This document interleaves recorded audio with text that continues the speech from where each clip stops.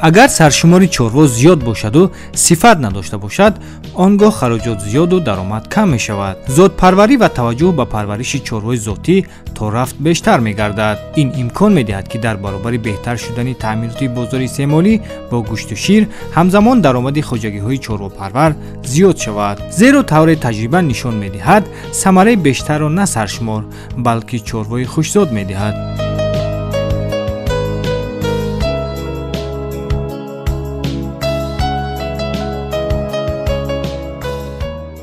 маҳсулоти бештарро фақат аз чорвои сермаҳсул, яъне аз зотҳои чорвои сермаҳсул мо метавонем ба даст дорем, ки ин аз ҳамун зоту типҳое ки дар мо парвариш меёбад вобастагӣ доранд. ва умуман мафҳуми зот гуфтам мо чиро мефаҳмем? Зот ин як гурӯҳи муайяни чорво аст ки умуман як таърихи пайдоиши умумӣ доранд, намуди зоҳирӣ якхела доранд, самти маҳсулнокӣ якхела доранд ва умуман дар беҳ кардани дигар чорвоҳо метавонанд ки ин зотҳо иштирок намоянд. хурсандиовар аст ки дар давраи собиқистолии давлати мо аз тарафи олимон якҷоя ба мутахассисони соҳаи кишоварзӣ як қатор типу зотҳои чорво офарида шуданд. ин агар дар самти чорвои калони шоҳдор гирем, зоти говҳои сиёҳалои тоҷикӣ, типи говҳои швейцзебомонанд, дар самти гӯсфандпарварӣ бошад ин зоти гӯсфандони маинпашми тоҷикӣ, типи шаҳринавӣ, гӯсфандони зоти ҳисорӣ офарида шуданд ки инҳо метавонанд дар хушзод гардонидан, яъне дар баланд бардоштани маҳсулнокии чорводорони мо як саҳми хело ҳам калон бузанд.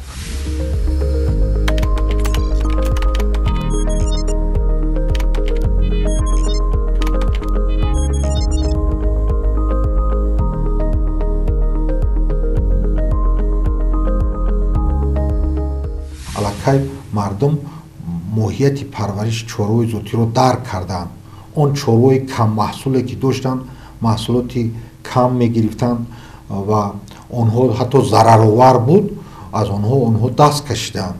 онҳо аллакай ба ҷои 10-15 сар чорвои маҳаллӣ 2-3 сар чорвои зотӣ парвариш мекунанд ва онҳоро бо хӯроки лозима таъмин мекунанд.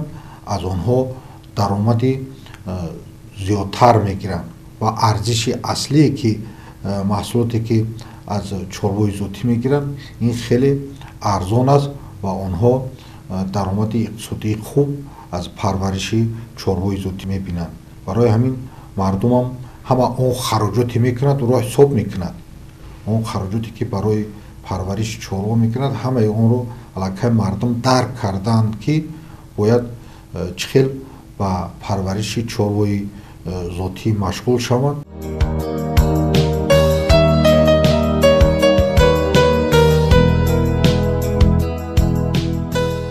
дар баробари афзоиши саршумор ва истеҳсоли маҳсулот ҷиҳати рушди минбаъдаи соҳаи чорводорӣ имкониятҳои зиёде мавҷуд буда, зарур аст ки онҳо самаранок истифода бурда шаванд. маврид ба зикр аст ки пешрафти соҳаи зотпарварӣ аз ҷумла зиёд намудани саршумори чорвои зотӣ, хушзодгардонии чорвои мавҷуда ва баландбардоштани маҳсулнокии чорвои калон майда дар афзон намудани истеҳсоли гӯшту шир мавқеи муҳим дорад.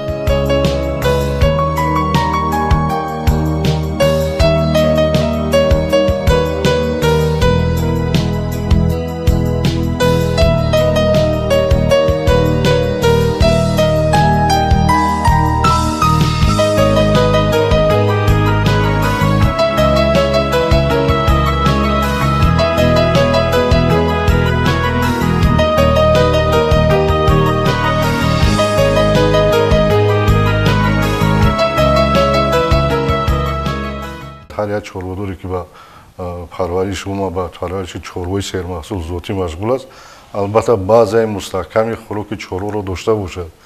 яъне ки чунои гуфтем, кадом зоти чорвое ки мо парвариш накунем, чӣ бояд чорвои зотӣ аст, чӣ маҳаллӣ аст, то мо пурбаҳо нахӯроем, аз рӯи меъёр хӯрок надиҳем, мо аз ҳамин чорво маҳсулот ба даст гирифта наметавонем. яъне ҳамин чорвои зотие ки мо дорем ва ҳамон потенсиали генетикие ки дорад, ҳамонро ба мо нишон дода, яъне мо ба даст оварда наметавонем. барои ҳамин пеш аз ҳама ба базаи мустаҳками хӯроки чорво, таъмин намудани чорво бо ғизоҳои муайян, яъне бояд дар ин масъала диққати асосӣ додан дар кор, чунки бе базаи мустаҳками чорво, бе таъмин намудан бо ғизо мо наметавонем ки аз чорво маҳсулоти дилхоҳ ба даст орем.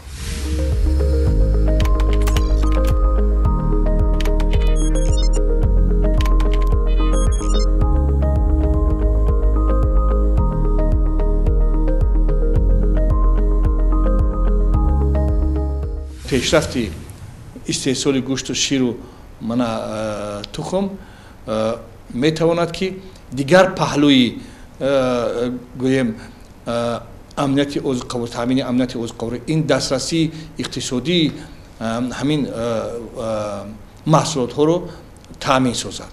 ҳангоме ки дар бозор ҳаҷм зиёд шуд, албатта нарх нисбатан поёнтар мефарояд ва тамоми қишри аҳолии ҷумҳурӣ метавонанд ки дастрасӣ ба ҳамаи маҳсулотҳо пайдо кунанд.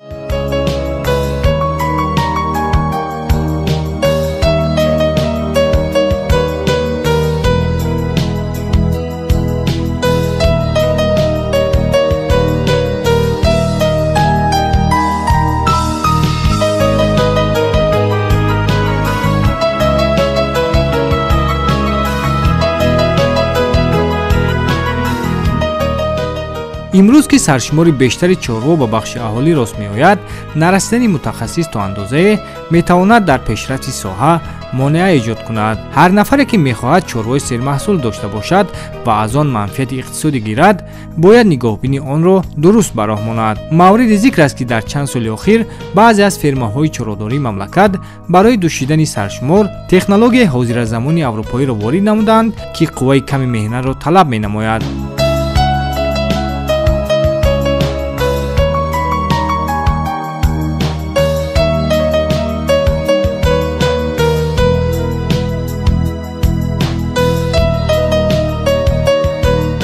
дар ин давра чорводорони мо тавонистанд ки аз дигар мамлакатҳо бисёр зотҳои чорвоӣ ворид кунанд ки дар хушкзод гардондани зотҳои маҳаллӣ бениҳоят як хизмати калон кардааст.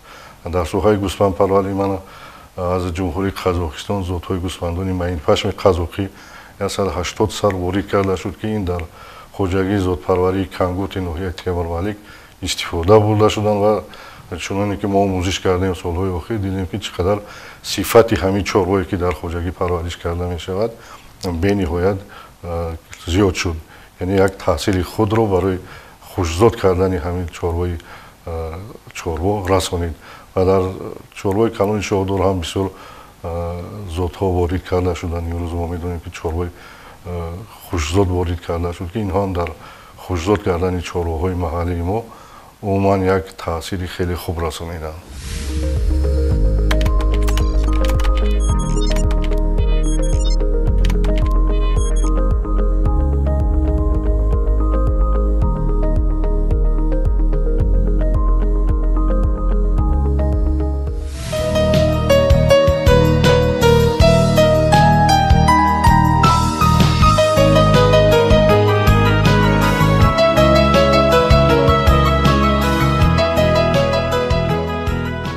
айни замон дар шабакаи хоҷагиҳои зотпарварии ҷумҳурӣ 81 адад хоҷагиҳо оид ба парвариши чорвои калони зотҳои сиёало, швитсу зебумонанд, сименталӣ, қазоқии сарсафед, қутос гӯсфандони зотҳои тоҷикӣ, ҳисорӣ, қароқулӣ, маҳинпашм бузи тоҷикӣ серпашм ва аспи зоти тоҷикӣ мавҷуд мебошад. тибқи маълумоти омори айни ҳол зиёда аз 92% саршумори чорвои калон ва 82% чорвои майда ба бахши аҳолӣ рост меояд ки ба таҳлили коршиносон аз рӯи вазни зинда ва маҳсулнокӣ ба талаботи стандартии зот чандон ҷавобгӯ нест.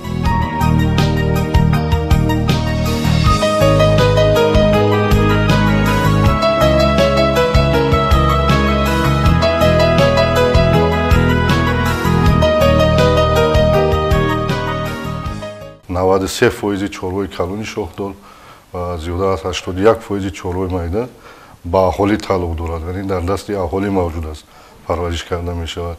ин дар секторҳои хоҷагиҳои фермерӣ, хоҷагиҳои деҳқонӣ, назди хонаводагиҳо ин чорвоҳо парвариш меёбанд ки чорвои дар дасти аҳолӣ буда ин як маҳсулнокии паст дорад. барои ҳамин ҳозир таваҷҷӯҳ ба зотҳо зиёд шудааст, ба зотпарварӣ ва истифода бурдани зотҳои сермаҳсул чӣ дар байни аҳолӣ, чӣ дар байни хоҷагиҳои деҳқони фермерӣ яъне зиёд шудааст. аллакай фермерон, чорводорон дарк карданд ки мо метавонем бо истифода аз зотҳои чорвои сермаҳсул яъне маҳсулоти зиёдтар ба даст орем. чунки чорвои каммаҳсул яъне бибинед ки ҳангоми парвариш кардани як гов то 7-8 воҳиди хӯрока истеъмол мекунад ва ҳамагӣ 1-1.5 литр шир ё 2 литр шир медиҳад. аз чорвои зоти чорвои сермаҳсул бошад ба ҳамин хараҷот яъне ба 7-8 воҳиди хӯрокае ки мо хараҷот мекунем метавонем то 10 литр шир аз ин чорво мо ба даст орем.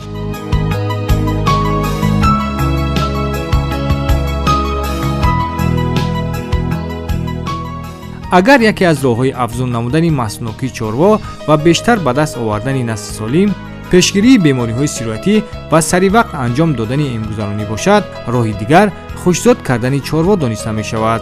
зеро таҳлили коршиносон нишон медиҳад гусолаҳои аз чорвои зотӣ гирифташуда аз ҷиҳати вазн ва солимӣ нисбат ба гусолаҳои маҳаллӣ афзалият доранд.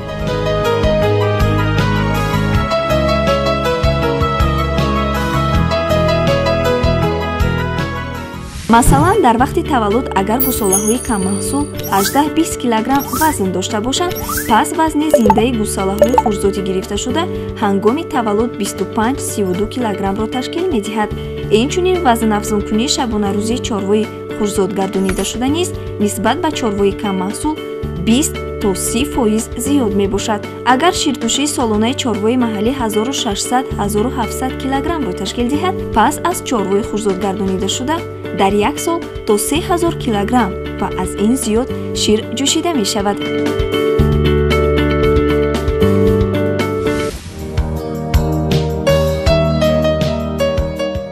барои беҳтар намудани зоти чорвоӣ дар ҷумҳурӣ парваришёбанда воридоти чорвои зотӣ аз хориҷи кишвар мавқеи намоён дорад. аз ин рӯ бо дастгирии ҳукумати мамлакат аз моҳи августи соли 2019 воридоти чорвои хушкзод аз хориҷи кишвар аз пардохти андоз аз арзиши иловашуда ва боҷи гумрукӣ озод гардид. дастгирии мазкур барои бештар ворид кардани чорвои хушкзод аз хориҷи кишвар заминаи мусоид фароҳам сохт. дар ин баробар дар бахши аҳолӣ зиёд намудани чорвои зотӣ барои беҳтар намудани сатҳи зиндагии аҳолии мамлакат аз ҷумла дар деҳоти кишвар ҳаматарафа мусоидат менамояд.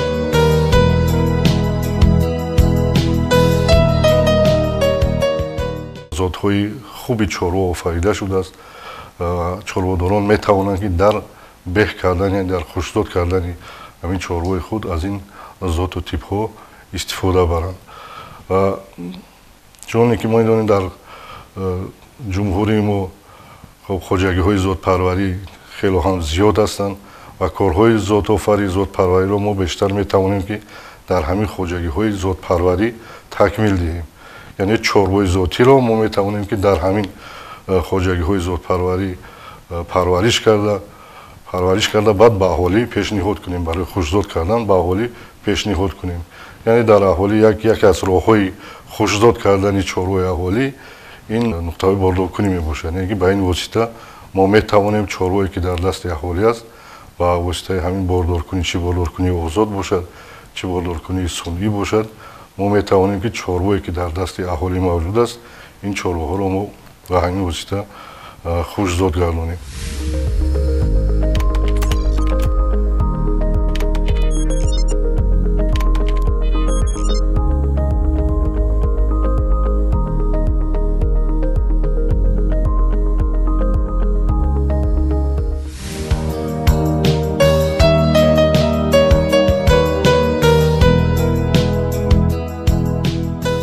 қабули барномаҳои давлатии рушди соҳаи зотпарварӣ ва хушкзодкунии чорво дар ҷумҳурии тоҷикистон замина фароҳам овард ки сифати ирсии зотҳои дар кишвар парваришёбанда нигоҳ дошта шавад. инчунин дар ин давра корҳои селексионӣ дар ин самт амалӣ гардиданд. намоиш фурӯши чорвои зотӣ ҳамасола дар минтақаҳои мо баргузор мегардад ки ба намоиш бароварда мешаванд тамоми чорвое ки чӣ чорвои калони шохдор чӣ чорвои майдаи шохдор ба намоиш бароварда мешаванд ва аз ҳисоби олимони институти чорводорӣ академияи илмҳои кишоварзии тоҷикистон ҳама сола семинарҳо конференсияҳо нисбати ин масъалаҳо гузаронида мешавад. бинед ки дар 3 соли ахир доир ба парвариши гӯсфандони зоти ҳисорӣ мо тавонистем 3 конференсияи илмии амалии байналмилалӣ барпо кунем ки дар ин олимон аз кишварҳои хориҷ иштирок карданд ва таваҷҷӯҳ нисбати ин гӯсфанди зоти ҳисорӣ дар солҳои охир бениҳоят зиёд шуд. ҳамин буд ки саршумори ин гӯсфанди зоти ҳисорӣ дар 3 соли охир аллакай ба 3 миллион сар рафта расид ки ин бениҳоят як нишондоди хуб дар соҳаи зотпарварии мо мебошад. ва худи ҳамин сол дар шаҳри ҳисор намоиш фестивали гӯсфанди зоти ҳисорӣ барпо гашт ки дар он чорводорони мо беҳтарин гӯсфандҳоро ба намоиш гузоштанд ва гуфтанд дар кор қайд кардан зарур аст ки чорвое ки дар ин намоиш нишон дода шуд ин ҳама ба воситаи ҳамун парвариши чарогоҳӣ ба роҳ монда шуда буданд, яъне аз чарогоҳ ба намоишгоҳ оварда шуда буданд ки дар ин ҷо мо чуноне ки дидем як беҳтарин қушқор бо вазни 192 килограмм ба намоиш гузошта шуд ва дар ин намоиш фестивал фурӯши чорвои зотӣ ба роҳ монда шуд ки дар ин ҷо чорводорони мо тавонистанд ки ҳар як қушқорҳои наслии худро бо нархи аз 20 000 сомон то 30 000 то 40 000 сомон ба савдо гузоранд ки ин самараи ҳамин зотпарварӣ яъне беҳтар кардани зотҳо ба шумор меравад.